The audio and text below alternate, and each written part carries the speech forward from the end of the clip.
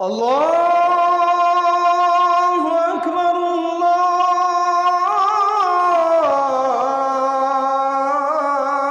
আল্লাহু আকবার।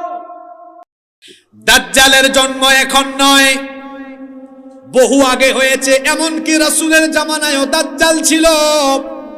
রাসূলের জামানায় কিছু সাহাবীরা দাজ্জালকে নিজের চোখে দেখেছেন, দাজ্জালের সাথে তারা কথাও বলেছেন। শুনেন তাহলে সেই হাদিসটা। একজন মহিলা সাহাবী হাদিসটি বর্ণনা করেছেন, তার নাম হলো ফাতিমা বিনতে কাইস রাদিয়াল্লাহু আনহা। তিনি বলছেন, ফজরের আযান আমি শুনলাম। ফজরের আযান শোনার পরে আমি মসজিদে নববীতে আল্লাহর নবীর ইমামতিতে আল্লাহর নবীর পিছনে নামাজ আদায়ের জন্য মসজিদে নববীর উদ্দেশ্যে আমি পথ চলা আরম্ভ করলাম। মসজিদে নববীতে আমি হাজির হলাম, আল্লাহর নবীর ইমামতিতে আমি ফজরের নামাজ আদায় করলাম। এই মহিলা সাহাবী ফাতিমা বিনতে কাইস রাদিয়াল্লাহু আনহা বলছেন, আমি মহিলাদের কাতারের একেবারে সামনের কাতারে দাঁড়িয়ে আল্লাহর নবীর ইমামতিতে নামাজ আদায় করলাম। নামাজ কমপ্লিট হলো। নামাজ শেষ হওয়ার পরে আল্লাহর নবী সালাম ফিরিয়ে সাথে সাথে দাঁড়িয়ে গেলেন।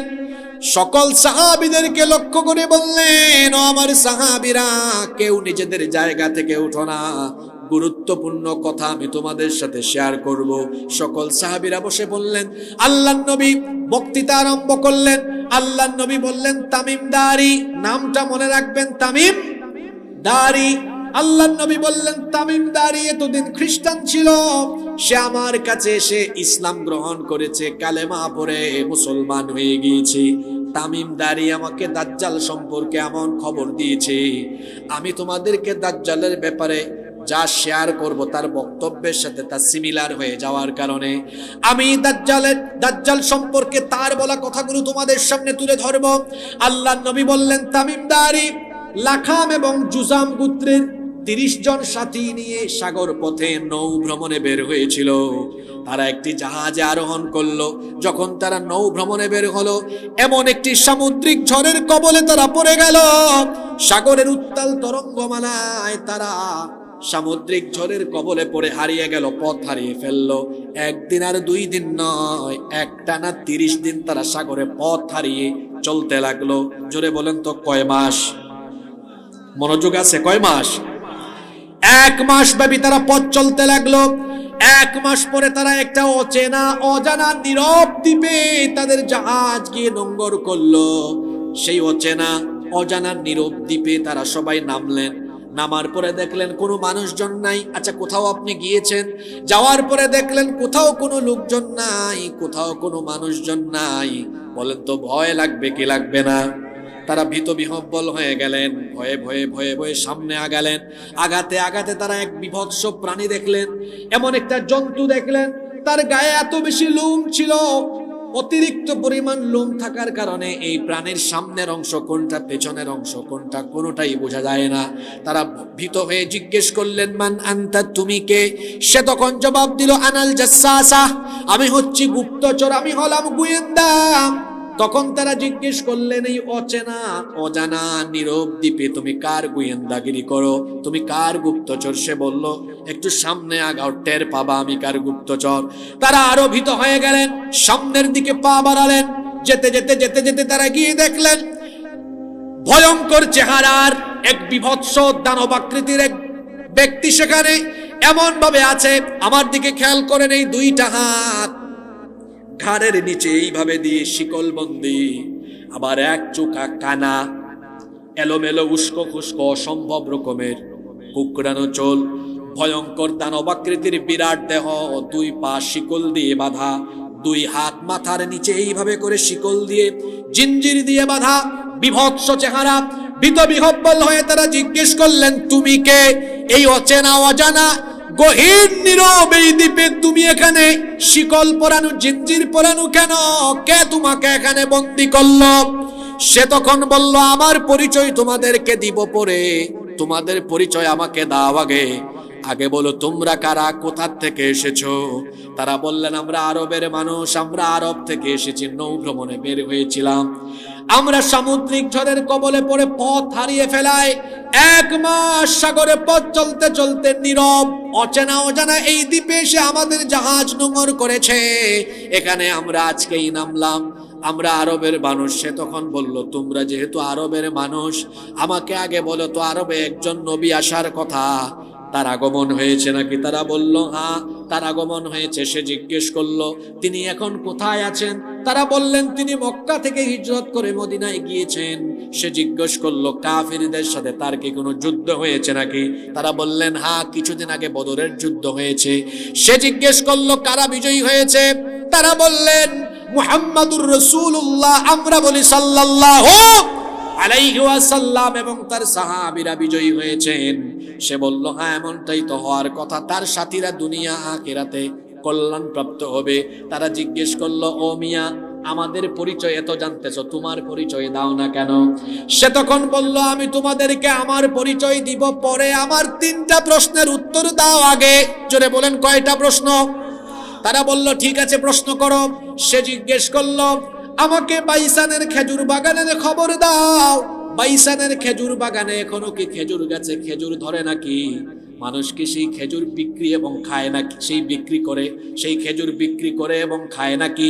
2 নাম্বার প্রশ্ন করলো আমাকে জুগারের ঝর্ণার খবর দাও, সেই ঝর্ণায় পানি আছে নাকি? 3 নাম্বার প্রশ্ন করলো তাবারিয়া উপসাগরের পানি আছে নাকি? এই 3টা প্রশ্ন করলো। তারা 3টা প্রশ্নের জবাব দিলেন। তারা বললেন 1 নাম্বার বাইসানের খেজুর বাগানে এখনো খেজুর গাছে খেজুর ধরে। 2 নাম্বার প্রশ্ন ছিল জুগারের ঝর্ণা, লূত আলাইহিস সালামের এক মেয়ের নাম ছিল জুগার, যেখানে তাকে দাফন করা হয়েছিল সেখানে একটা ঝর্ণা ছিল, সেই ঝর্ণাও তার নাম অনুসারে হয়েছে জুগারের ঝর্ণা। তারা বলল হ্যাঁ জুগারের ঝর্ণায় পানি আছে, সেই পানিও মানুষ ব্যবহার করে। 3 নাম্বার প্রশ্ন সে করলো তবারিয়া উপসাগরে পানি আছে নাকি? তারা বললেন হ্যাঁ তবারিয়া উপসাগরে পানি আছে, সেই পানি এখনো মানুষ ব্যবহার করে। তারা জিজ্ঞেস করলেন তুমি যে 3টা প্রশ্ন করেছো 3টা প্রশ্নের জবাব দিয়েছি, এবার আমাদেরকে বলো তোমার পরিচয়টা কি? শুনতেছেন আপনারা? সে বলল আনা মাসিহুদ দাজ্জাল, আমি হচ্ছি মাসিহুদ দাজ্জাল। এই কথা শুনে তারা ভয় পেয়ে গেলেন, ভীত বিহব্বল হয়ে জিজ্ঞেস করলেন তুমি যদি দাজ্জাল হও তাহলে তোমাকে এখানে শিকলবন্দি করে রাখা হয়েছে কেন? কেন তোমাকে এভাবে করে বন্দি করে রাখা হলো? সে তখন বলল আমাকে বন্দি করে রাখা হয়েছে যার ইচ্ছায়। জোরে বলেন তিনি কে? তোমরা এখানে আসলেই বা কেমনে সেটা তো জানি না। এখন পর্যন্ত দুনিয়ার কোনো মানুষ এই জায়গা পর্যন্ত পৌঁছাতে পারে নাই, কিন্তু তোমরা এখানে চলে আসলে কেমনে আমিও বুঝতেছি না, আমি দাজ্জাল। তারা বললেন তুমি যদি দাজ্জালি হও তাহলে তুমি এখানে বন্দি কেন? তুমি কোন সময় দুনিয়ার মানুষের চোখের সামনে যাবে, কখন তুমি আত্মপ্রকাশ করবে? দাজ্জাল তখন বলল আমি কখন দুনিয়াতে আত্মপ্রকাশ করব সেটা ওই 3টা প্রশ্নের সাথে সম্পর্কিত। কয়টা প্রশ্নের সাথে? যারা মনোযোগ দিয়ে শুনতেছেন তারা বুঝতেছেন আমি 3টা জায়গার নাম বলেছি। একটা হলো বাইসানের খেজুর বাগান, 2 নম্বরে বলেছি জুগারের ঝর্ণা, 3 নম্বরে বলেছি তাবারিয়া উপসাগর। সে বলল আমি দুনিয়াতে কখন যাব শোনো। প্রথম প্রশ্ন করেছিলাম বাইসানের খেজুর বাগানে খেজুর আছে নাকি? আপনাদেরকে পরিষ্কার করে দিই এই 3টা জায়গায় ফিলিস্তিনে অবস্থিত। কোথায়? আরো জোরে বলেন কোথায়? বলল বাইসানের খেজুর বাগানে কি খেজুর আছে নাকি? তারা বলল হ্যাঁ। দাজ্জাল বলল শোনো খুব শীঘ্রই বাইসানের খেজুর বাগানের সব খেজুর গাছ ধ্বংস হয়ে যাবে।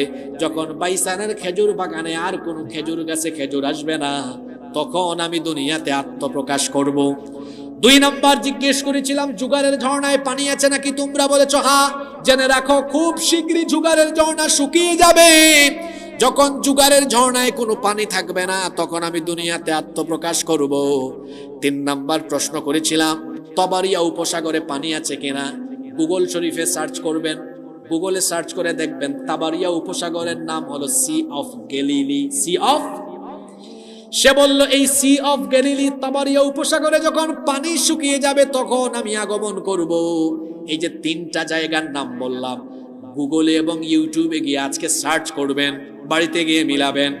বাইসানের খেজুর বাগানে এখন কোনো খেজুর গাছ আগের নাই। ইহুদিরা মেক্সিকো থেকে এনে কিছু খেজুর গাছ এখানে লাগিয়েছে। জুগারের ঝর্ণায়ও এখন কোনো পানি নাই, শুকিয়ে গিয়েছে। 10 নাম্বার সি অফ গ্যালিলি, সেখানে ইহুদিরা কৃত্রিম ভাবে কিছু পানি সরবরাহ করে, অল্প পানি, কিন্তু আগের মতো পানি নাই। তার মানে দাজ্জাল দুনিয়াতে আত্মপ্রকাশ করার জন্য যে 3টা জায়গা তার আত্মপ্রকাশের সাথে রিলেটেড, বলেন তো 3টা জায়গার নামই বললাম। বাইসানের খেজুর বাগানে খেজুর এখন আগের কোনো গাছ নাই। তবারিয়া উপসাগরের পানিও শুকিয়ে গিয়েছে। জুগারের ঝর্ণায় পানিও শুকিয়ে গিয়েছে। তার মানে দুনিয়াতে দাজ্জালের আত্মপ্রকাশের সময় হয়ে, শুনতেছেন আপনারা? এক হাদিসে 4 প্রশ্নের উত্তর পাবেন।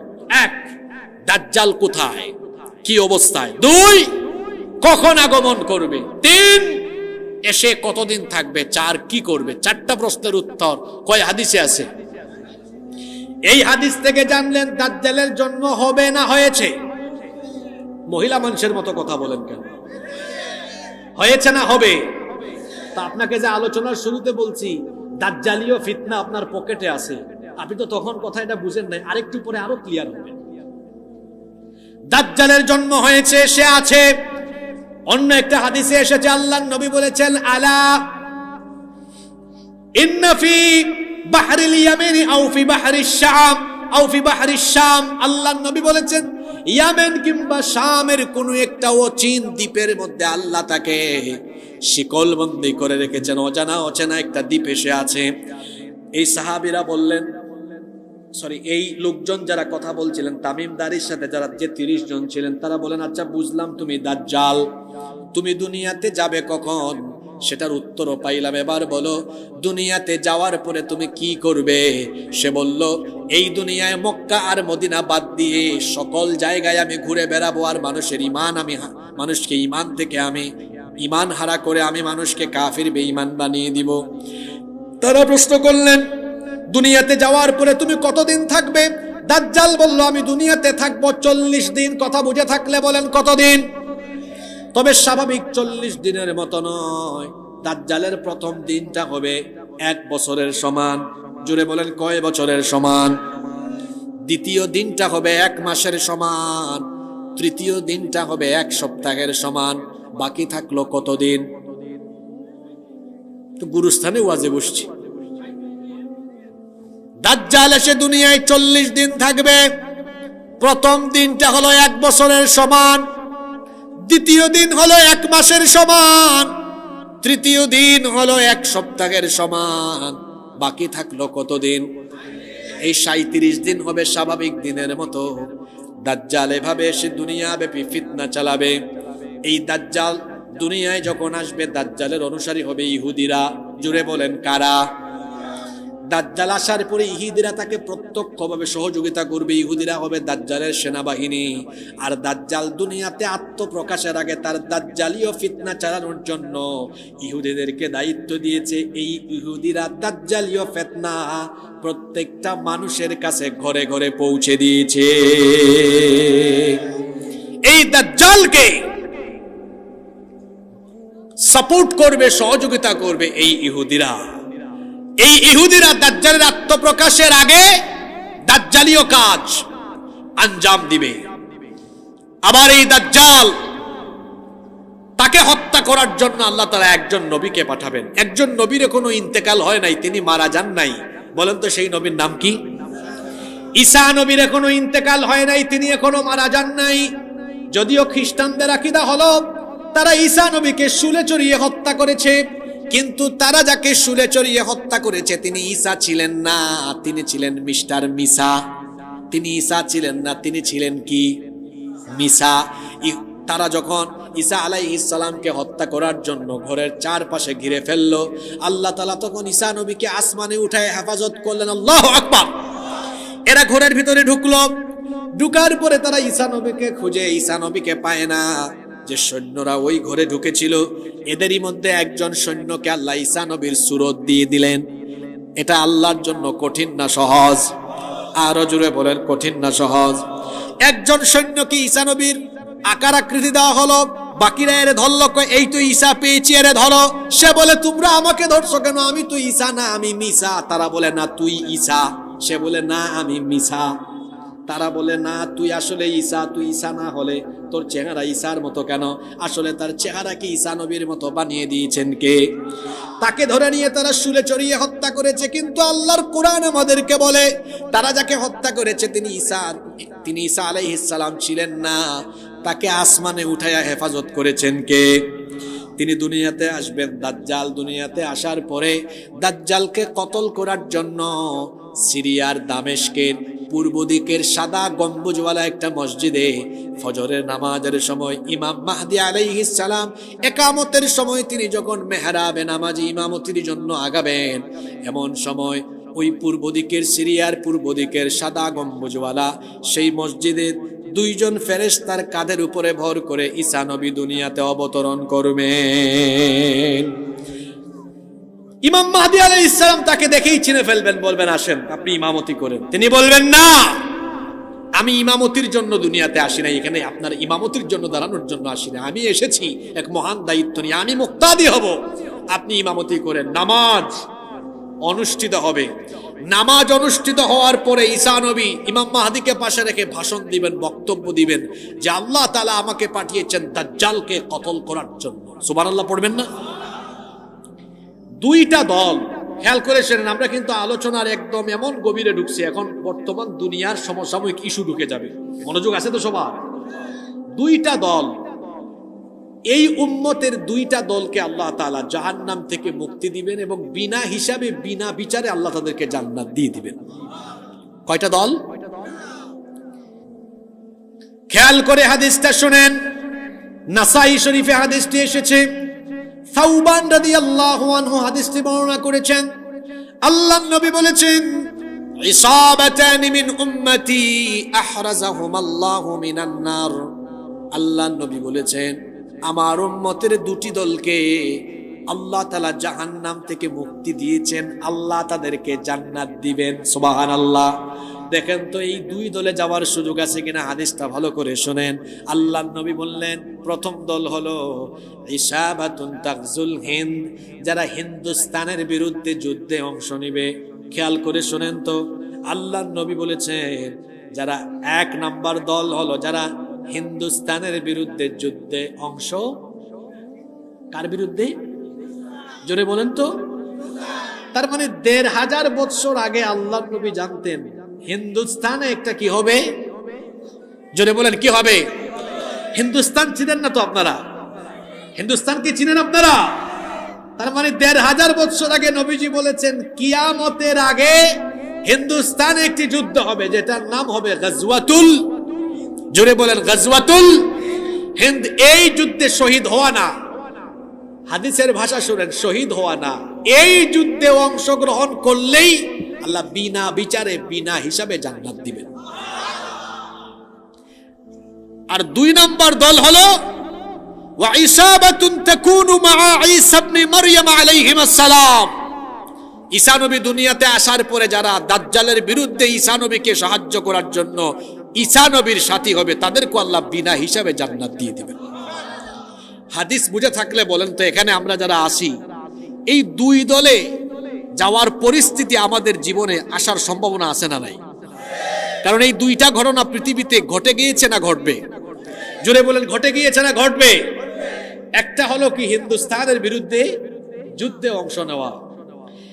আপনারা জানেন যে বর্তমানে এমনিতেই হিন্দুস্তানে এমন এক পরিস্থিতি বিরাজ করছে, তারা নিজেরাই ঘাটতেরামি করে করে তারা এই অঞ্চলে একটা যুদ্ধ বাঁধিয়ে দেওয়ার মতো পরিস্থিতি সৃষ্টি করছে। মনোযোগ আছে তো আপনাদের? গেল কিছুদিন আগে কাশ্মীরে একটি জঙ্গি নাটক নরেন্দ্র মোদী সরকার সাজিয়ে গোটা ভারতবর্ষে তারা এখন মুসলমানদের উপরে নিপীড়ন করছে।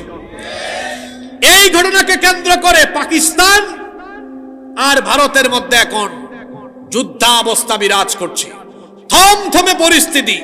যে কোনো মুহূর্তে ভারত আর পাকিস্তানের মধ্যকার যুদ্ধ শুরু হয়ে যেতে পারে। একদিকে তারা পাকিস্তানের সাথে ঠেলাঠেলি করে, অন্যদিকে গত 5ই আগস্ট 2024 তারা তাদের সেবাদাস, তাদের তাবেদারদেরকে বাংলাদেশের নেতৃত্ব থেকে হারানোর পরে বাংলাদেশের ব্যাপারে তাদের দৃষ্টিভঙ্গি তারা এমন করেছে যে তারা বিভিন্ন সময় বিভিন্ন ইস্যু দিয়ে তারা এমন এমন পরিস্থিতি সৃষ্টি করছে যেন মনে হয় তারা গায়ে পড়ে ইচ্ছা করে বাংলাদেশের সাথে একটা যুদ্ধাবস্থা পরিস্থিতি তৈরির চেষ্টা করছে। আমরা সতর্ক করে দিতে চাই, আমার দেশের লাল সবুজ পতাকার দিকে কেউ চক্ষু বাড়ালে সেই চক্ষুকে আমরা তুলে ফেলবো। এই দেশের মানচিত্রের দিকে কেউ কালো হাত বাড়ালে এদেশের 20 কোটি মানুষ সেই কালো হাতকে ভেঙে চুরে গুঁড়া গুঁড়া করে দিবে। কারণ আমরা কাউকে ভয় করি, একজনকে ভয় করি, তিনি কে? তারা আমাদেরকে ভয় দেখায় এবং তাদের দেশের মিডিয়াগুলো বাংলাদেশের ব্যাপারে কিরকম মিথ্যাচার করে তা আপনারা জানেন। এই যে রিপাবলিক বাংলা পশ্চিমবঙ্গের একটা ইউটিউব ভিত্তিক সংবাদ মাধ্যম, এই চ্যানেলের যে সাংবাদিক ময়ূখ রঞ্জন, দেখছেন ব্যাংক যেমন লাফায় সেও তেমন। আর কি ডায়লগ, থাকবে না বাংলাদেশটা, থাকবে না।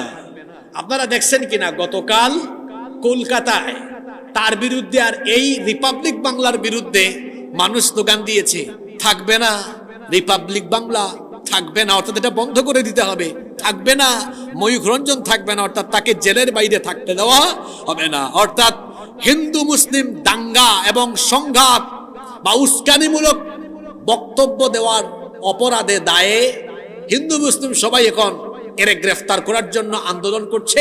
এমনকি এই চ্যানেলটাকে বন্ধ করার জন্য তারা কি করছে? আন্দোলন করছে। তারা মাঝে মাঝে পরিসংখ্যান দেখায়, বাংলাদেশ আর ভারতের যুদ্ধ পরিস্থিতি তৈরি হলে বাংলাদেশ পারবে না।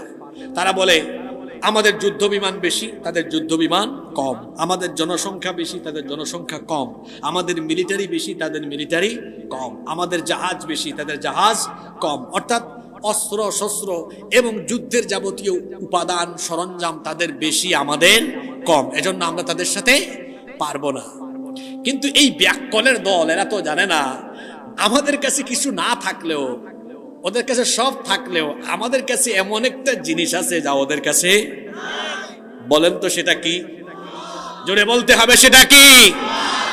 মুসলমান যখন ইমানি চেতনা নিয়ে দাঁড়িয়ে যায় তখন সেই মুসলমানদেরকে পরাভূত করার, হারিয়ে দেওয়ার শক্তি দুনিয়াতে কারোরই নাই। আমাদেরকে ভয় দেখায় লাভ নাই, কারণ আমাদের নবী আমাদেরকে 1500 বছর আগে জানিয়ে গিয়েছেন হিন্দুস্তানে একটি যুদ্ধ হবে। তিনি আমাদেরকে জানিয়ে গিয়েছেন যে এই যুদ্ধে যারা অংশ নিবে আল্লাহ তাদেরকে জান্নাত দিয়ে দিবেন। আমরা যুদ্ধপ্রিয় নই, আমরা শান্তিপ্রিয়। তবে কেউ যদি আমাদেরকে একদম গায়ে পড়ে আমাদের বিরুদ্ধে লেগে যায়, আমরা মুসলমান, আমরা যুদ্ধপ্রিয় নই, আমরা শান্তিপ্রিয়, এটা ঠিক আছে। আমরা কাউকে আক্রমণ করি না, এটাও ঠিক আছে। কিন্তু জেনে রাখতে হবে, আমরা কাউকে আক্রমণ করি না এটা যেমন সত্য, তেমনি আমরা আক্রান্ত হলে কাউকে ছাড় দেই না, এটাও সত্য। সম্মানিত সাতক্ষীরাবাসী, আল্লাহ রসুল শুধু জান্নাতের সুসংবাদ দিয়ে যাননি, আরো বলেছেন এই যুদ্ধে প্রচুর মুসলমান শহীদ হবে, কিন্তু এই যুদ্ধে আল্লাহ মুসলমানদেরকে বিজয় দিয়ে দিবেন। শহীদ হওয়ার কথা শুনে আপনারা কি ভয় পেয়েছেন? আমার জাতীয় কবি বলেছেন, উহারা চাহুক দাসের জীবন, আমরা শহীদি দরজা চাই।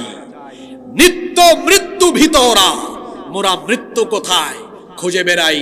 আমাদের অতীত ইতিহাস আমরা জানি, আমাদের পূর্বপুরুষেরা বদরে, ওহুদে, খায়বারে, খন্দকে চিপায় চাপায় লাশ দেখেছেন, তারা ভয় পাননি। সাগরের উত্তাল তরঙ্গমালা পাড়ি দিয়ে পৃথিবীর দিক দিগন্তে তারা কালিমার পতাকা উড়িয়েছেন। আমরা তাদের উত্তরসূরি, আমাদেরকে মৃত্যুর ভয় দেখিয়ে লাভ নাই। আগুনের স্ফুলিঙ্গ ভেদ করে সাগরের উত্তাল তরঙ্গমালা পাড়ি দিয়ে জালেমের সামনে, জালেমের বুকে কাপুরী সৃষ্টি করে কালেমার পতাকা আমরা উড়ায় দিব।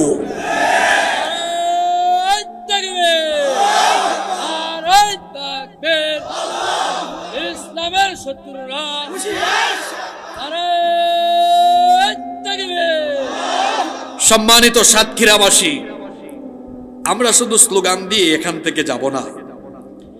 ভারতবর্ষে যে যুদ্ধ হবে, এই যুদ্ধে মুসলমানরা যে জিতবে, বিজয়ী হবে, এটা কোরআন থেকে, হাদিস থেকে আর বাস্তবতা থেকে আমি আপনাদেরকে বুঝাই দেব ইনশাআল্লাহ। কষ্ট হচ্ছে না তো আপনাদের? বলবো না, শেষ করে দিব।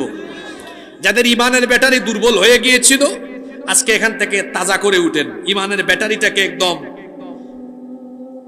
আল্লাহর কোরআন দিয়ে চার্জ দিয়ে ফুলফিল করে তারপরে এখান থেকে উঠেন ইনশাআল্লাহ। আসেন প্রথমে কোরআন থেকে দেখি। আপনারা বাড়িতে গিয়ে আল্লাহর কোরআনের 8 নম্বর সূরা, সূরা আনফালের 64 নম্বর আয়াত, 65 নম্বর আয়াত পড়বেন। কোন সূরা? সবাই বলেন, যাদের ইমানের ব্যাটারি দুর্বল পড়েন, বলেন কোন সূরা? কত নাম্বার? আয়াত নাম্বার 65। কত নাম্বার? দেখেন তো আল্লাহ কি বলতেছেন। আল্লাহ তাআলা বলছেন, ইয়া আইয়ুহান নাবিয়্যু হাসবুকাল্লাহু ওয়া মান ইত্তাবাআকা মিনাল মুমিনিন। হে নবী, আপনি এবং আপনার অনুসারী মুমিনদের জন্য আল্লাহ যথেষ্ট। বলেন তো মুমিনদের জন্য যথেষ্ট কে? মুমিনদের সাথে আছেন কে? এরপরে আল্লাহ তাআলা বলছেন, ইয়া আইয়ুহান নাবিয়্যু হাররিদিল মুমিনিনা আলাল কিতাল। হে নবী, মুমিনদেরকে যুদ্ধের ব্যাপারে আপনি উৎসাহিত করেন। তাদের ভয় পাওয়ার কোনো কারণ নাই। তার কারণ হলো, তারা যখন যুদ্ধে অবতীর্ণ হয়, তখন আমি আল্লাহ তাদের শক্তি কেমন করে বাড়িয়ে দিই। আল্লাহ বলছেন, ইয়াকুম মিনকুম 20 সাবিরুনা ইয়াগলিবু মিআতাইন। মুমিন যখন 20 জন থাকে, তখন 200 জন কাফিরকে তারা পরাজিত করে দিতে পারে। আল্লাহু আকবার। এরপরে আল্লাহ বলছেন, ওয়া ইয়াকুম মিনকুম মিআতুন ইয়াগলিবু আলফাম মিনাল্লাযীনা কাফারু বিআন্নাহুম কওমুন লা ইয়াফকাহুন। আর মুমিন যখন 100 জন থাকে, 1000 কাফিরকে পরাজিত করে দিতে পারে। সুবহানাল্লাহ পড়বেন না? আপনারা একটা আশ্চর্য বিষয় খেয়াল করেন, এখানে 2টা গাণিতিক হিসাব দেওয়া হয়েছে। কয়টা? দেখি কারা কারা মনে রাখছেন। 20 জনে কত? 200। বলেন 20 জনে কত? 200। 100 জনে? আশ্চর্যের ব্যাপার হলো, এই 2টা গাণিতিক হিসাবের ভাগফল কিন্তু একরকম। যেমন 200কে 20 দিয়ে ভাগ করেন, ভাগফল কত হয়? 200কে 20 দিয়ে ভাগ করলে কত হয়? 10 হয়। কত হয়? এবার আপনারা 1000কে 100 দিয়ে ভাগ করেন তো কত হয়? 10 হয়। তাহলে ভাগফল কি একরকম না আলাদা? তার মানে আল্লাহ বোঝাতে চাচ্ছেন, যুদ্ধে অবতীর্ণ হলে মুমিনদেরকে আল্লাহ তাআলা এমন ভাবে শক্তি বাড়িয়ে দেন যে একজন মুমিন 10 গুণ বেশি শক্তিশালী হয়ে যায়। যুদ্ধের টাইমে যে মুমিন 10 গুণ শক্তিশালী হয়। আপনাদেরকে দেখেন একটা ঘটনা শোনাই। ওই যে খায়বারের যুদ্ধে, কোন যুদ্ধ? খায়বারের যুদ্ধে মুসলমানরা লড়াই করতেছে কাফেরদের বিরুদ্ধে, বিজয় হয় না। নবীজি বললেন, আগামীকাল আমি এমন একজনের হাতে এই যুদ্ধের দায়িত্ব তুলে দিব, আল্লাহ তাআলা আগামীকাল এই যুদ্ধে বিজয় দিবেন। সুবহানাল্লাহ পড়বেন না? সাহাবীরা তো সেই রাতে অস্থির, নবীজি কাকে না কাকে দায়িত্ব দেন। নবীজি আলী রাদিয়াল্লাহু আনহুকে দায়িত্ব দিলেন। তাকে বলা হতো আসাদুল্লাহিল গালিব। তিনি এক হাতে তলোয়ার আর আরেক হাতে খায়বারের লোহার কপাট। কপাট বুঝেন তো আপনারা? লোহার কপাট আরেক হাতে নিয়ে একদমই কপাট দিয়ে কাফেরদেরকে সাইজ করেছেন। যুদ্ধের পরে যখন সবাই শুনলো আলী রাদিয়াল্লাহু আনহু ওই লোহার কপাট হাতে নিয়ে কাফেরদেরকে সাইজ করেছেন, তারা তো অবাক যে এই কপাট তুলতে তো কয়েকজন লাগে, উনি একা এক হাত দিয়ে এটা তুলছেন কেমনে? আলী রাদিয়াল্লাহু আনহু যখন শুনতেছেন, সবাই বলা বলি করতেছে, তিনি বললেন, দেখো আমি কেমনে তুলা দিয়েছি। এখন যখন তুলতে যাবেন তুলা দিতে, নবীজি এটা দেখে বলেন, আলী লজ্জা পেও না, সত্যি তুমি যুদ্ধের সময় এটা তুলা দিয়ে, এটা দিয়ে কাফেরদেরকে সাইজ করেছিল, এটা সত্য, কারণ সেই সময় আল্লাহ তোমার গায়ে এমন শক্তি ঢেলে দিয়েছিলেন। আমরা মুসলমানরা কোনোদিন সংখ্যা দিয়ে বিজয়ী হই নাই, আমরা বিজয়ী হয়েছি কোয়ালিটি দিয়ে। আমরা যখন ইমানি তেজ নিয়ে দাঁড়িয়েছি, আল্লাহ ফেরেশতা পাঠায়া সাহায্য করেছেন, শক্তি বহু গুণে বাড়িয়ে দিয়েছেন। সুবহানাল্লাহ। তাহলে এই আয়াত, যে আয়াতটা আজকে তিলাওয়াত করলাম, শুনেন, যুদ্ধ শুরু হয়ে গেলে মুসলমানরা ইমান নিয়ে দাঁড়ালে তারা কয় গুণ শক্তিশালী হয়? আসতে বলবেন না, জোরে বলেন, কয় গুণ? ভারতের জনসংখ্যা 130 কোটি, বাংলাদেশের জনসংখ্যা কত? 18 বা 20 কোটি। তাহলে আমরা সংখ্যায় কম না? কম। কিন্তু আসেন, বাংলাদেশের জনসংখ্যা 18 বা 20 কোটি, তার মধ্যে মুসলমান হলো 14 কোটি। কিন্তু 14 কোটি যদি যুদ্ধে আল্লাহর উপর আস্থা নিয়ে দাঁড়ায়, তখন কি 14 কোটি থাকবে? 10 গুণ শক্তি বাড়বে। তাহলে 10 দিয়ে 14 কোটি কি গুণ করেন তো কত হয়? 140 কোটি। এরপরে ভারতে জনসংখ্যা 130 কোটি, এর মধ্যে 30 কোটি মুসলমান আছে না নাই? এরাও যদি দাঁড়ায়, 30 কোটি গুণ 10 কত হয়? 300 কোটি। যে ব্যাককলরা মিডিয়ায় বসে হিসাব করে, এরা আল্লাহর কোরআনের হিসাব জানে না। আপনাদের এলাকায় পাটা পুতাইল বলেন না শিলপাটা বলেন? জি, শিলপাটায় পেঁয়াজ নড়া না? নড়া। আপনাদের সাতক্ষীরার ভাষা শিখে যাই আমি, আমাদের ভাষা তো অন্যরকম, আমাদের সিলেটের ভাষা। হ্যাঁ, আপনি গেলে বলবে কিতাব আইসাব বালানি, আউকা বউকা খাউকা যাউকা।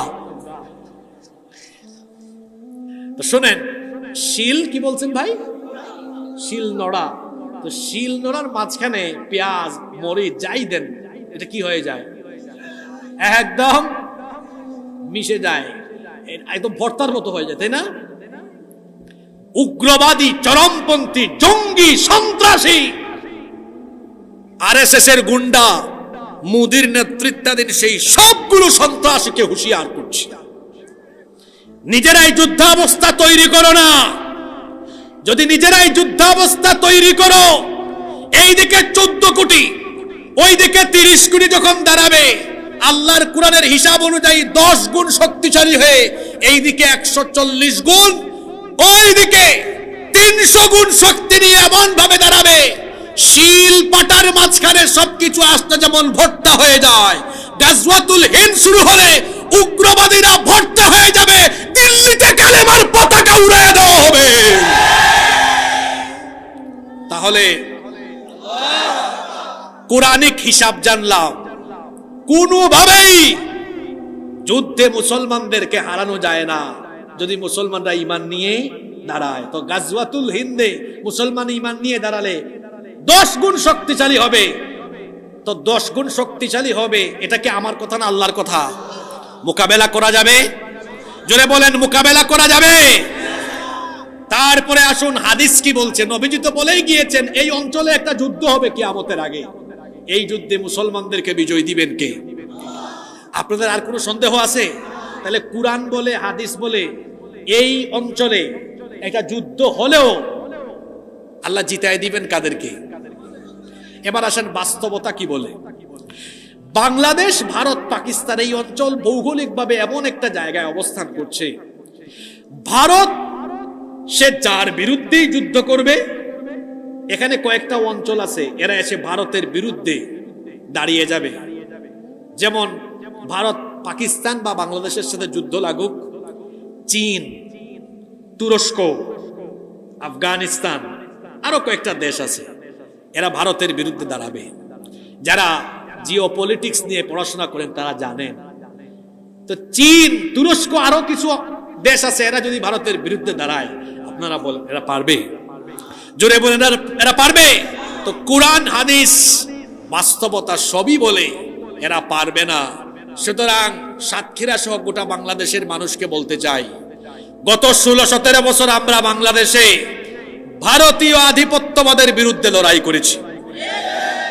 কথা ঠিক না বেঠিক? ভারতীয়রা তাদের সেবাদাসদেরকে এই দেশের ক্ষমতা থেকে হারানোর পরে তাদের মাথা কিন্তু ঠিক নাই। এখনো ভারতীয় আধিপত্যবাদ এই দেশে প্রতিষ্ঠার জন্য তারা ষড়যন্ত্র করে যাচ্ছে। স্পষ্ট ভাষায় আমরা বলতে চাই, এই দেশে যদি আর কেউ আগেকার ফ্যাসিবাদদের মতো ভারতীয় আধিপত্যবাদ প্রতিষ্ঠার জন্য ভারতের রকে সহযোগিতা করে আগের ফ্যাসিবাদদের পরিণতি যা হয়েছে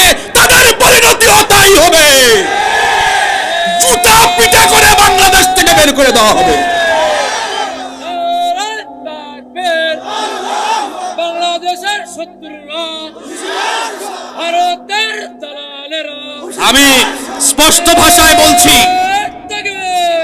স্পষ্ট ভাষায় আমরা বলছি, ইসকনের চিন্ময় কুমার প্রভুকে জামিন দিলে পরিস্থিতি সরকার কন্ট্রোল করতে পারবে না। আপনারা জানেন গত 2 দিন, আপনারা বেজার হচ্ছেন নাকি? সমসাময়িক কিছু কথা তো আমাকে বলতেই হবে। এই যে আমার ভাই অ্যাডভোকেট সাইফুল ইসলাম আলিফ, আপনারা জানেন কিনা, আমি যে বিশ্ববিদ্যালয় থেকে পড়াশোনা শেষ করেছি, শহীদ অ্যাডভোকেট সাইফুল ইসলাম আলিফ একই বিশ্ববিদ্যালয়ে পড়াশোনা করেছে। তাকে চট্টগ্রামের কোর্ট প্রাঙ্গণের কাছাকাছি কিভাবে এই ইসকনের জঙ্গিরা হত্যা করেছে সেটা আপনারা জানেন। এই সরকারের আইন মন্ত্রণালয়ের উপদেষ্টা হিসেবে যে আছে আসিফ নজরুল, তাকে আমরা কড়াভাবে সতর্ক করছি, যদি এই চিন্ময়ের বিচার করে তাকে যদি ফাঁসি না দিয়ে জামিনের ব্যবস্থা করে দেওয়া হয়, এই সরকার পরিস্থিতি নিয়ন্ত্রণ করতে পারবে না। সুতরাং ইচ্ছে করে পরিস্থিতি গোলাটে করার চেষ্টা আপনারা করবেন না। দ্বিতীয়ত যে বিষয়টি আমরা বলতে চাই, ভারতীয় কোনো আধিপত্যবাদ এই দেশে আর প্রতিষ্ঠা করতে দেওয়া হবে না। আজকে আপনাদের এখানে স্টেজে ওঠার আগেই খবর পেলাম হাসনাত আব্দুল্লাহ, গাজীপুরে তার উপর হামলা হয়েছে। হাসনাত আব্দুল্লাহ সহ বাংলাদেশে যত মানুষ ভালোবাসেন বাংলাদেশকে, যারা চান এই দেশটা, বাংলাদেশ পাকিস্তান হোক, ভারত হোক, আমেরিকা হোক, কোন দেশের আধিপত্য এই দেশে আমরা মেনে নিব না। রাজি আছেন তো? আমরা বলবো এই হামলার তদন্ত করে অতি দ্রুত চিহ্নিত করে তাদেরকে বিচারের আওতায় নিয়ে আসতে হবে। সম্মানিত উপস্থিতি, আমরা ওই হাদিসে ফিরে যাচ্ছি আবার। মনে আছে কোন হাদিস? আমার উম্মতের 2 দলকে আল্লাহ তাআলা জাহান্নাম থেকে মুক্তি দিবেন। সুবহানাল্লাহ। একটা দল হলো যারা হিন্দুস্তানের বিরুদ্ধে যুদ্ধ করবে, আরেকটা দল বাকি আছে না, ওয়া ইসাবাতুন তাকুনু মা ঈসা ইবনে মারইয়াম আলাইহিমাস সালাম, যারা ঈসা নবীর সাথী হবে তাদেরকেও আল্লাহ তাআলা জাহান্নাম থেকে মুক্তি দিবেন। আমরা কতটুকু হায়াত পাই আমরা জানি না, কিন্তু দাজ্জালীয় ফিতনাকে নিঃশেষ করার জন্য যদি ঈসা নবী আমাদের জীবদ্দশায় চলে আসেন, ঈসা নবীর সাথী হওয়ার জন্য আমরা প্রস্তুত আছি না নাই? আসতে বলবেন না, জোরে বলেন প্রস্তুত আছি না নাই? কারা কারা প্রস্তুত আল্লাহকে দেখান তো। মাশাআল্লাহ, আল্লাহ হাতগুলো কবুল করেন। হয়তো স্লোগান একটু পরে দেন, হাতগুলো নামান, আল্লাহ কবুল করেন। কারণ আমাকে তো আলোচনার ফিনিশিং এ যাইতে হবে। কোন জায়গায় ছিলাম মনে আছে? দাজ্জালকে এসে তিনি হত্যা করবেন ফিলিস্তিনের বাবে লুদে। আজকে ফিলিস্তিনকে পৃথিবীর মানচিত্র থেকে আলাদা করে দেওয়ার জন্য ইহুদিরা আর তাদের পেছনে মার্কিন যুক্তরাষ্ট্র একযোগে কাজ করছে। শুনে রাখুন, পৃথিবীর মানচিত্র থেকে ফিলিস্তিন হারিয়ে যাবে না, বরং পৃথিবীর মানচিত্র থেকে আমেরিকা হারিয়ে যাবে।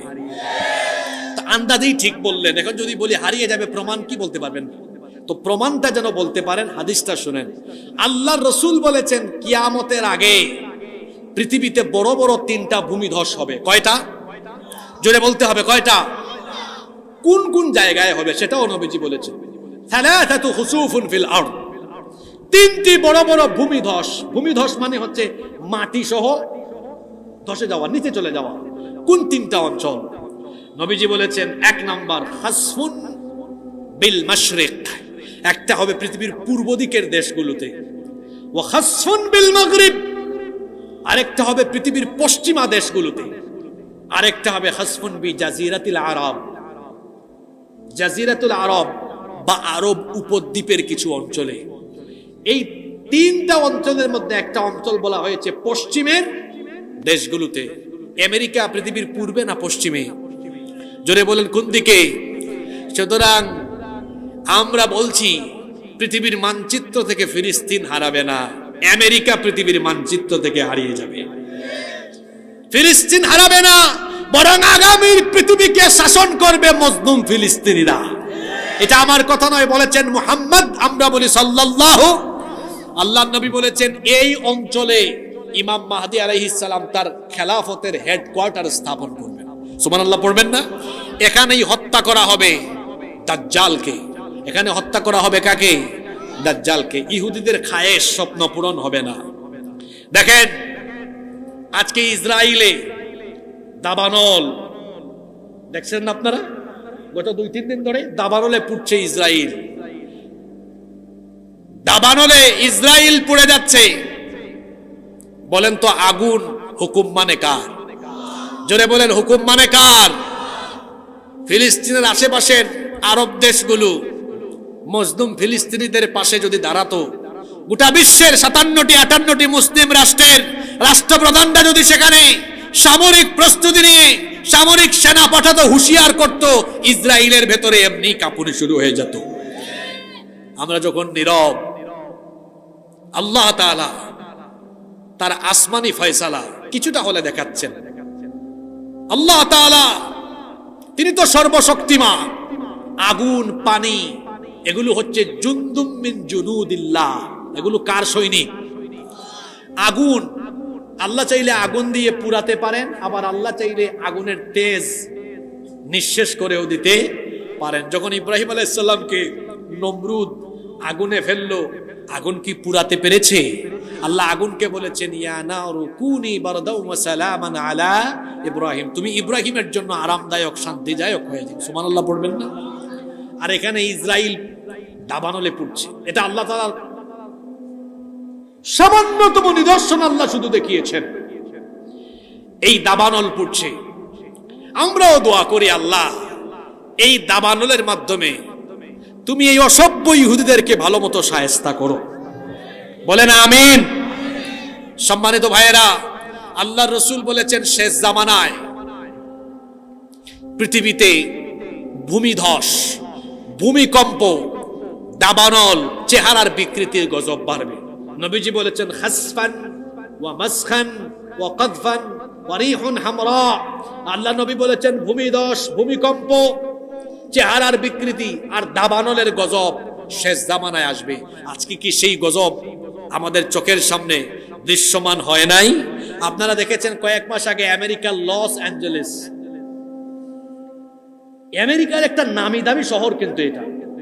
এরপরে কি জানেন একটা শহর হলিউড, হলিউড না, হলিউড আর লস অ্যাঞ্জেলেস দাবানলে পুড়ে ছাই হয়ে গিয়েছে। এগুলো কিয়ামতের আগের নিদর্শন, কিয়ামতের আগে এগুলো ঘটবে বলেছেন মুহাম্মদ সাল্লাল্লাহু আলাইহি ওয়াসাল্লাম। দাজ্জালের ফিতনা পৃথিবীতে শুরু হয়ে গিয়েছে। দাজ্জাল আসার আগেই দাজ্জালের অনুসারীরা ফিতনা পৃথিবীতে ছড়িয়ে দিচ্ছে। কষ্ট হচ্ছে আপনাদের? আমি জরুরি আরো কিছু কথা বলবো, 10-15 মিনিট মনোযোগ থাকবে তো আপনাদের? আমি বলছিলাম দাজ্জাল পৃথিবীতে আসে না নাই, জন্ম হয়েছে না হবে। সে আড়াল থেকেই ফিতনা চালাচ্ছে। তার কি দিয়ে? অনুসারী দিয়ে। দাজ্জালের অনুসারী হবে ইহুদিরা, আর অসংখ্য নারীরা হবে দাজ্জালের অনুসারী। হাদিসে নবীজি বলেছেন দাজ্জালের অনুসারীদের বেশিরভাগ হবে ইহুদি এবং নারী, ইহুদি এবং নারীরা। আমি আশ্চর্য হয়ে যাচ্ছি যে বাংলাদেশও এখন দাজ্জালের মুরিদ, দাজ্জালীয় নারীরা বাংলাদেশেও ঢুকে পড়ছে। আপনারা এদেরকে দেখছেন কিনা? তারা এখন নারী অধিকার বিষয়ক সংস্কার কমিটি গঠন করে এমন এমন দাবি সরকারের কাছে তুলে ধরেছে, যেই দাবিগুলো, যেই কর্মকাণ্ডগুলো হলো মানবীয় নয়, পুরোপুরি দাজ্জালীয়। তারা কি দাবি করেছে? মনোযোগী হয়ে শোনেন। তারা সুপারিশ করেছে যৌনকর্মীদেরকে শ্রমিকের অধিকার দিতে হবে। কি সুবহানাল্লাহ পড়বেন না নাউজুবিল্লাহ পড়বেন? হয় কি জানেন, যারা এই দাবি তুলে ধরেছে এই কমিটিতে যারা আছে, সম্ভবত এদের প্রত্যেকের পতিতালয় আছে।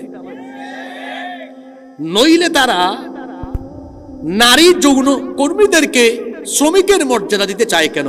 বরং উল্টো সরকারের কাছে দাবি করতে পারত যে আমরা যারা যৌনকর্মী হয়ে গিয়েছে, আমরা চাই সরকার একটা ব্যবস্থা নিক, এই পদ থেকে এদেরকে ফিরিয়ে এনে কর্মসংস্থানের একটা ব্যবস্থা করে দেওয়া। এটা না করে, এই দাবি পেশ না করে, তারা কি বলছে? তারা বলছে যৌনকর্মীদেরকে শ্রমিকের অধিকার দিতে হবে। তারপর আরো কি সাংঘাতিক কথা বলেছে? বলেছে ধর্মীয় বিধিবিধান মানার জন্য, অনুসরণ করার জন্য এই দেশে নাকি নারীর প্রতি বেশি বেশি বৈষম্য হচ্ছে। বরং আমরা দেখতে পাচ্ছি ধর্মীয় বিধিবিধানগুলো প্রতিষ্ঠা না থাকার কারণে এই দেশের নারীরা সবচেয়ে বেশি লাঞ্ছনা বঞ্চনার শিকার হচ্ছে। আসেন আপনাকে আমি কিছু প্রমাণ দেখাই। বাংলাদেশ স্বাধীন হয়েছে আজকে 54 বছর। ভালো করে শুনেন, 1971 স্বাধীন হয়ে দেশ 2025 পর্যন্ত 54 বছরে পদার্পণ করেছে। বলেন তো দেখি, 54 বছরে বাংলাদেশ বেশি শাসন করেছে নারীরা না পুরুষরা? জোরে বলেন কারা? সেই 90-এর দশক থেকে 2024 পর্যন্ত তো দুই মহিলার গুতাগুতিতে আমরা জনগণ মাঝখানে শেষ। কত বছর হয়েছে জানেন? 1990 থেকে 2024, লম্বা একটা সময়, 34 বছর। তাহলে দেশ স্বাধীন হয়েছে 54 বছর, 34 বছর দেশ চালাইছে কারা? নারীরা। মাঝখানে কয়েকদিন ইয়াজউদ্দিন, ফখরুদ্দিন, মঈনুদ্দিন এরা ছিল আর কি, এদের হাতে গোনা কয়েকদিন ছিল। কিন্তু এই সময়টার বেশিরভাগ সময় দেশ চালাইছে কারা? নারীরা। দেখেন আমরা পুরুষ মানুষ কত পিছায় আছি, রাগ করেন না আপনারা। 54 বছরের মধ্যে 34 বছর কারা? নারীরা। বাকি থাকলো কত বছর? এই 20 বছর চালাইছি কারা? আমরা। তো বহু বছর পরে কিন্তু এখন রাষ্ট্রপ্রধান কে হয়েছে? পুরুষ হয়েছে। আচ্ছা শুনেন, আমি যে কথা বলতে চাচ্ছি, 54 বছরের মধ্যে 34 বছর দেশ শাসন করলো নারীরা।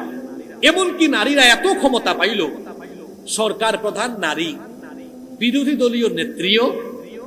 এমনও সময় গিয়েছে স্পিকার নারী, স্বরাষ্ট্রমন্ত্রী নারী, পররাষ্ট্রমন্ত্রী নারী, শিক্ষামন্ত্রীও নারী। নারীরা এই দেশে এত ক্ষমতা পাওয়ার পরেও আপনারা আমাকে বলেন তো, 34 বছর নারীরা ক্ষমতায় থেকেও তারা কি ধর্ষণ বন্ধ করতে পেরেছে?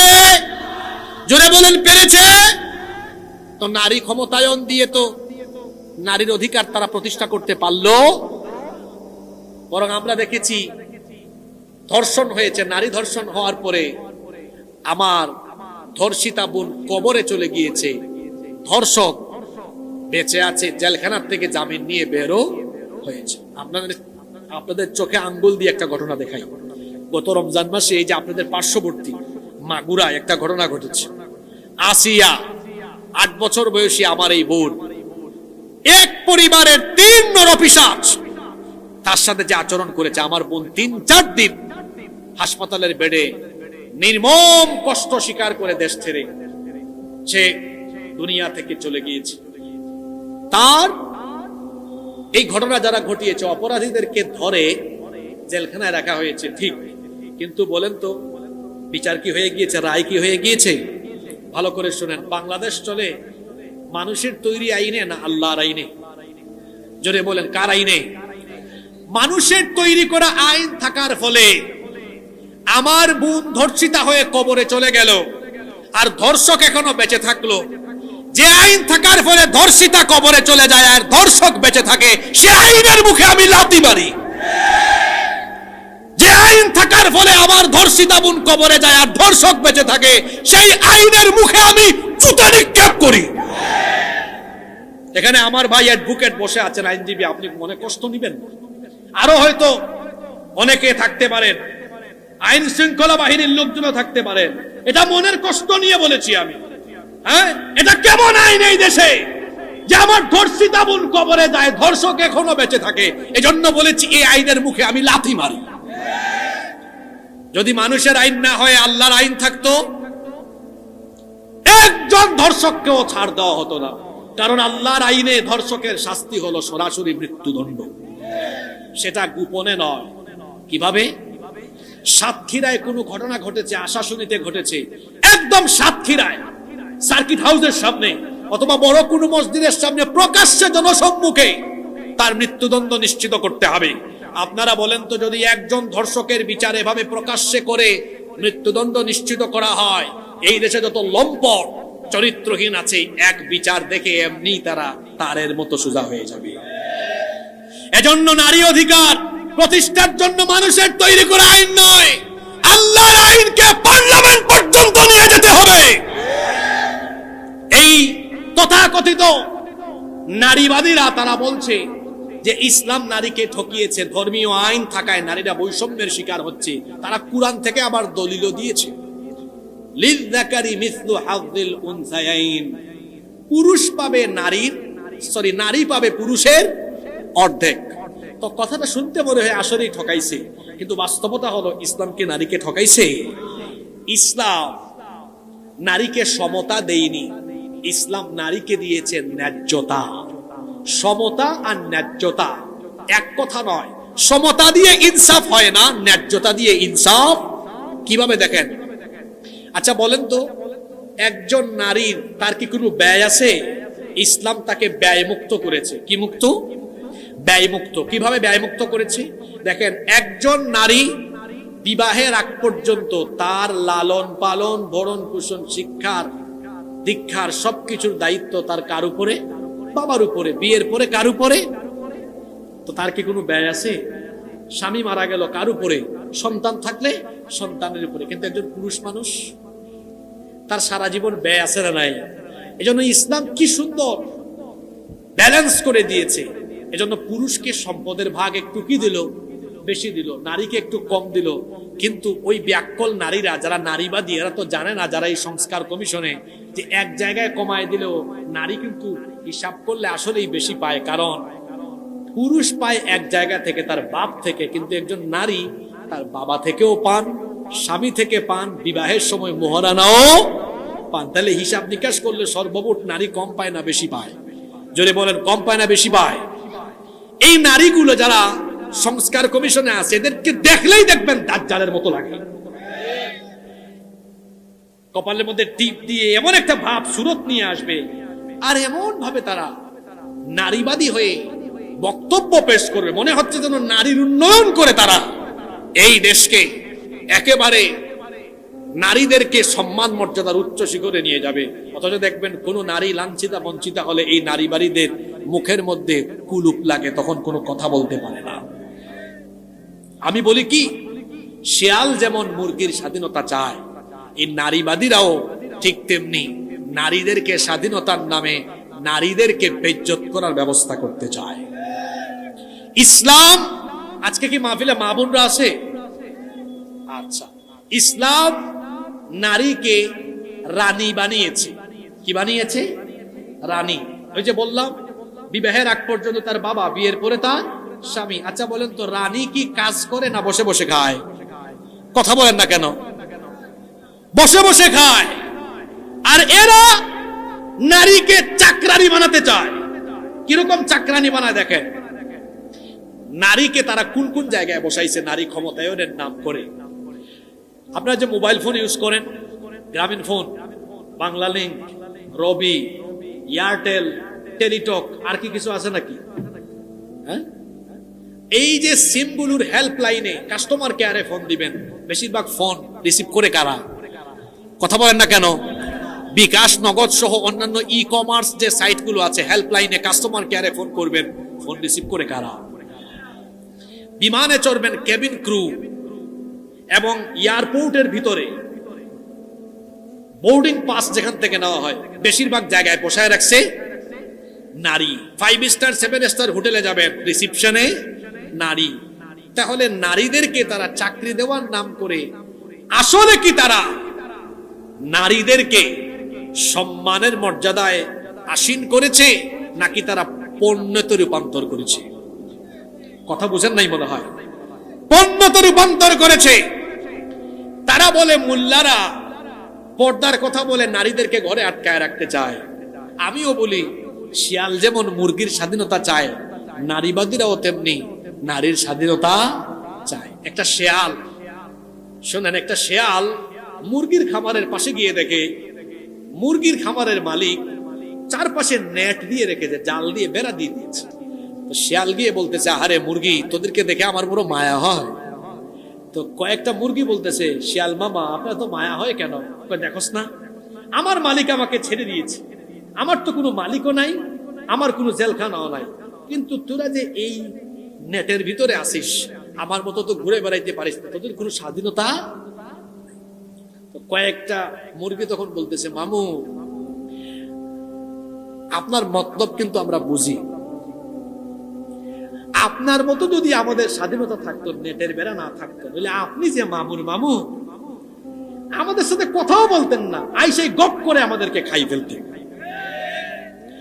শেয়াল যেমন নারীর স্বাধীনতা চায়, শেয়াল যেমন মুরগির স্বাধীনতা চায়, ঠিক তেমনি নারীবাদীরা নারী স্বাধীনতার নামে আমার দেশের সহজ সরল অবলা মা বোনদেরকে বেপর্দা বানিয়ে ঘর থেকে বের করে নারীর ইজ্জত লুণ্ঠনের ব্যবস্থা করতে চায়। এই দেশে তাওহীদবাদী মানুষ বেঁচে থাকতে সেই খায়েশ পূরণ করতে দেওয়া হবে। এজন্য হেফাজতে ইসলামের সাথে তাল মিলিয়ে আমরা বলতে চাই, এই সংস্কার কমিশন অবিলম্বে বাতিল করতে হবে। ডক্টর ইউনূসকে বলবো, এই দেশে যে কোনো নীতিমালা প্রণয়নের আগে আলেমদের সাথে আপনাকে বসতেই হবে। শুধু ডক্টর ইউনূস নয়, আগামী দিনে যারা বাংলাদেশে ক্ষমতায় আসবেন, আলেম উলামাদের সাথে পরামর্শ না করে কোন সিদ্ধান্ত নিতে গেলে নিজেদের পরিণতি নিজেরাই আপনারা খারাপ করতে যাবেন। এদেশের 90% মানুষ মুসলমান, মুসলমানদেরকে প্রতিনিধিত্ব করেন আলেম উলামারা, তো তাদের সাথে বসে কি বৈঠক করা জরুরি নয়? ডক্টর ইউনূসকে বলবো, আপনি আলেমদের সাথে বসুন। ইসলাম নারীদেরকে যে অধিকার দিয়েছেন, সেই অধিকারের ভিত্তিতে নারী নীতিমালা প্রণয়ন করে দেখুন, আমার দেশের নারীরা তারা অধিকার এবং মর্যাদা সম্মান পাবে ইনশাআল্লাহ। সম্মানিত সাতক্ষীরাবাসী, বলছিলাম দাজ্জালি ও ফিতনা সব দিকে পৃথিবীতে শুরু হয়েছে। এই যে নারীবাদীরা যে ফিতনা শুরু করেছে, এরাও দাজ্জালীয় এজেন্ডা বাস্তবায়নের কাজ বাংলাদেশে করার অপচেষ্টা করছে, কিন্তু এটা বাংলাদেশে করতে দেওয়া হবে। নারী অধিকার প্রতিষ্ঠার জন্য আল্লাহর কোরআনের আইন দরকার। শেষ কথা আপনাদেরকে বলি, শুধু নারী অধিকার নয়, এই দেশকে আমরা একটি সফল, উন্নত, ক্ষুধামুক্ত, দারিদ্রতা মুক্ত বাংলাদেশ হিসাবে পেতে হলে মানুষের তৈরি করা আইনের পরিবর্তে আল্লাহর কোরআনের আইন প্রতিষ্ঠার জন্য আমাদেরকে ঐক্যবদ্ধ হতে হবে। শেষ কথা আপনাদেরকে বলি, কথায় আছে না, শেষ ভালো যার সব ভালো। আমাদের দেশের মানুষকে 54 বছর ধরে রাজনৈতিক দলগুলো শুনিয়ে যাচ্ছে, আমরা ক্ষমতায় গেলে দারিদ্রতা মুক্ত, ক্ষুধামুক্ত বাংলাদেশ নির্মাণ করব। আমরা বাংলাদেশকে সচ্ছল করব, স্বাবলম্বী করব, ক্ষমতায় গেলে এত লক্ষ এত কোটি মানুষকে চাকরি দিব, ক্ষুধা থাকবে না, দারিদ্রতা থাকবে না। আপনারা সাতক্ষীরার মানুষ বলেন তো, কেউ কি তার ওয়াদা পূরণ করেছে? জোরে বলেন, করেছে? আল্লাহর কালাম হাতে নিয়ে বলে যাচ্ছি, যদি আল্লাহর কালাম রাষ্ট্রের সর্বোচ্চ জায়গা পর্যন্ত পৌঁছে, চ্যালেঞ্জ করে বললাম, একজন ক্ষুধার্ত মানুষ থাকবে না, অসহায় মানুষ থাকবে। কারণ আল্লাহ তাআলা একটি ফর্মুলা দিয়েছেন, যাকাতের ফর্মুলা। এটি যখন রাষ্ট্রীয়ভাবে প্রয়োগ করা হবে, এই দেশে ক্ষুধার্ত মানুষ, অসহায় মানুষ থাকবে না। একটি সোনালী রাষ্ট্র হিসেবে বাংলাদেশ তৈরি হবে ইনশাআল্লাহ। জন্য আসুন, একটি ক্ষুধামুক্ত, দারিদ্র্যমুক্ত বাংলাদেশ বিনির্মাণের জন্য, একটি সুন্দর সফল বাংলাদেশ বিনির্মাণের জন্য আমরা আল্লাহর কোরআনকে রাষ্ট্রের সর্বোচ্চ জায়গা পর্যন্ত নিয়ে যাওয়ার জন্য ঐক্যবদ্ধভাবে কোরআনের সমাজ বিনির্মাণে কাজ করি। আল্লাহ তাআলা আমাদের সকলকে কোরআনের জন্য, কোরআনের আন্দোলনের জন্য কবুল করেন। আমরা সবাই বলি আমিন।